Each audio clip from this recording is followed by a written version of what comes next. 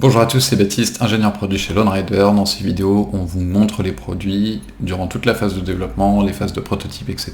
On essaye au cours de ce développement-là de récupérer un maximum d'informations de votre part pour vous fournir des produits qui correspondent parfaitement à vos besoins et à vos utilisations. Et justement, il y a quelques semaines, on a fait un sondage pour que vous nous disiez ce que vous souhaitiez en termes de faisceaux lumineux, de largeur, de longueur, etc. pour les feux additionnels qu'on est en train de développer. On a les résultats de simulation qui sont arrivés, donc on va regarder tout ça ensemble. On commence maintenant.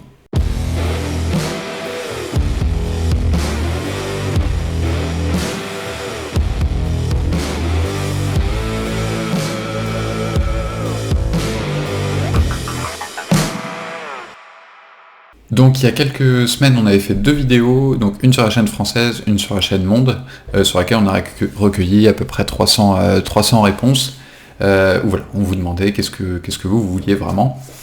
Donc avant de regarder exactement les résultats du sondage et les résultats des simulations, rapidement je vous explique le feu, comment il va fonctionner.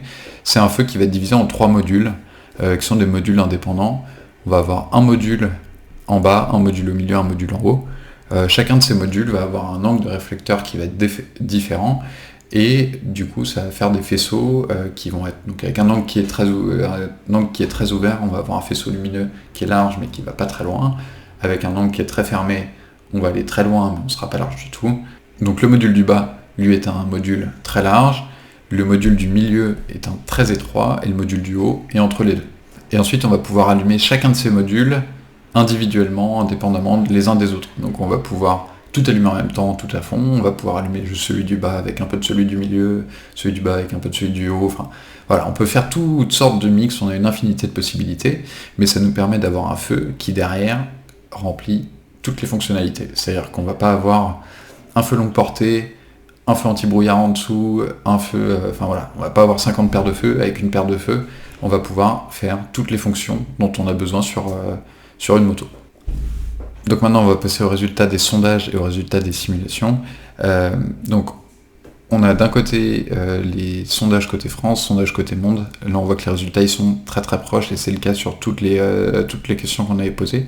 Donc c'est bien parce que ça veut dire que l'échantillon est assez grand pour être représentatif, et donc on peut utiliser ces résultats. Et donc voilà, en moyenne 97 mètres, mais surtout ce qui nous intéresse, c'est de satisfaire le plus grand nombre.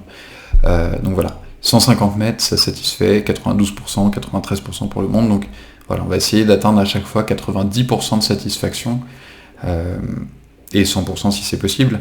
Mais voilà, on va essayer de faire au mieux avec les limites de la physique aussi qu'il y a derrière. Donc là, en prenant uniquement le module du bas, donc qui est le module large, on a une longueur de faisceau qui est de 150 mètres.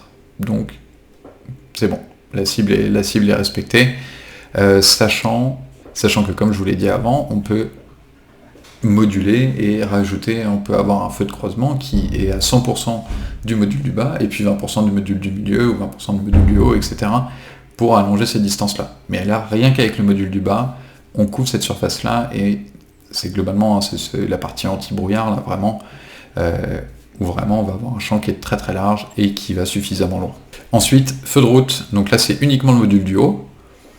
La cible, c'est 500 mètres, on arrive à 560 mètres. Donc voilà, par rapport à une moyenne de 300 mètres à peu près, donc voilà, normalement ça devrait suffire. Ensuite, au niveau de la largeur de faisceau, donc ça c'est un des critères les plus importants, c'est bien de voir loin, mais c'est aussi bien de voir sur les côtés, et de voir loin sur les côtés, parce que ça permet de mieux anticiper. Et là, la cible était de 60 mètres pour satisfaire à peu près 90% du monde, on atteint 90 mètres, donc voilà, c'est 100% de satisfaction en termes de largeur. Et donc là, la largeur, c'est la même que vous voyez là entre d'un côté où on a tous les modules allumés et où on a uniquement le module du bas. Donc voilà. Mais c'est là où on voit que si on rajoute le module du bas plus un petit peu plus le module du milieu par exemple, et ben voilà, on va allonger la distance, mais la largeur elle ne va pas changer. Ensuite, le faisceau super étroit du milieu, lui, nous permet d'atteindre à lui tout seul 480 mètres. Donc, et là ensuite on a la représentation des différents modules, donc on parle de 2 feux installés sur la moto, avec le bon écartement, etc. Donc uniquement le module du bas, on atteint 150 mètres, uniquement les modules du milieu, 480 mètres, 560 pour le module du haut, et ensuite quand on combine tout, on a un faisceau qui va jusqu'à 780 mètres, sachant On a 90 mètres de largeur sur les 150 premiers mètres. Donc là, vraiment, déjà en termes de performance, c'est extrêmement bon et il n'y a absolument rien qui égale sur le marché ce type de performance-là, sans compter la modularité qu'il y a derrière. Mais c'est surtout, sans parler de la distance en elle-même, la forme du faisceau, c'est exactement, si on voulait dessiner la forme parfaite d'un faisceau, c'est celle-ci qu'on aurait dessinée. C'est-à-dire vraiment d'avoir un très large faisceau lumineux sur une distance courte à moyenne, donc là sur 150 mètres, et ensuite un faisceau qui va très loin, tout en conservant une assez bonne largeur, où là on a une vingtaine de mètres de largeur, donc globalement la largeur d'une route. Donc voilà, ce qui nous permet d'avoir un éclairage qui soit vraiment optimal. En tout cas, là sur les simulations, on va bientôt recevoir les prototypes, et du coup on va pouvoir tester ça en vrai, et on va pouvoir commencer à jouer un petit peu sur les meilleurs réglages, comment on associe chacun de ces modules ensemble pour les différents modes. Et ensuite ici, je vous ai rapidement fait j'ai essayé de mettre à peu près à l'échelle pour que vous vous rendiez compte, donc entre la moyenne, donc des sondages, ce que vous vouliez pour satisfaire 90%, ce qui est actuellement sur le marché, et ensuite nous ce qu'on propose. Donc là on est plutôt bien parti en termes de performance.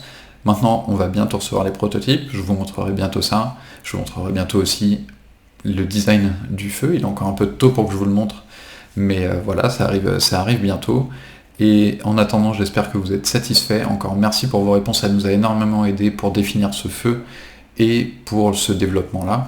Donc ce développement touche à sa fin, bientôt je vais pouvoir monter les protos, comment il éclaire, comment on l'installe, etc.